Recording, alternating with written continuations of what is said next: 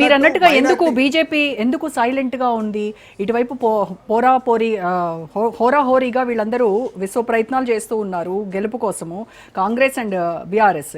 కానీ బీజేపీ ఎందుకు ఇప్పటి వరకు ఎలాంటి చప్పుడు చేయట్లేదు? తెలంగాణలో తమకు ఓటు శాతం పెరిగింది, మాకు 8 అసెంబ్లీ 8 ఎంపీ సీట్లు ఇచ్చిన తెలంగాణ ప్రజలకు మేము ఇంకా చేస్తాము అని గెలుపు కోసం ప్రయత్నాలు చేయాల్సినటువంటి బీజేపీ ఎందుకు కాస్త సైలెంట్ గా ఉన్నట్టుగా అనిపిస్తోంది?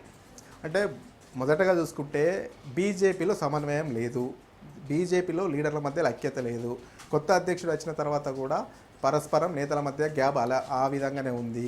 నిన్న జరిగినటువంటి ఆఫీస్ బేరర్స్ మీటింగ్లో కూడా విభేదాలు బయటపడ్డాయి. అసలు ఎవరికి టికెట్ ఇస్తామనే క్లారిటీ లేదు, ఏ రకంగా ముందుకెళ్తామనే క్లారిటీ లేదు, ఏ రకంగా ఎత్తుకు పై ఎత్తేయాలనేది స్పష్టత లేదు. ఆ రకంగానే ఇప్పటికీ బీజేపీ ఈ యొక్క పోటీలో వెనుకబడింది, ప్రచారంలో వెనుకబడింది అని తెలుస్తుంది. ఈ యొక్క నేపథ్యంలో ఇప్పుడు షెడ్యూల్ వచ్చిన తర్వాత ఇప్పుడు ఏమన్నా ప్లాన్ను మార్చే అవకాశాలు అయితే బీజేపీ స్పష్టంగా కనబడుతున్నాయి. ఎందుకంటే బీజేపీ కూడా రోజా ఈ స్పష్టంగా ఒక అర్బన్ ఏరియాలో మాత్రమే ఓట్ బ్యాంకు పెద్ద ఎత్తున ఉంటుంది.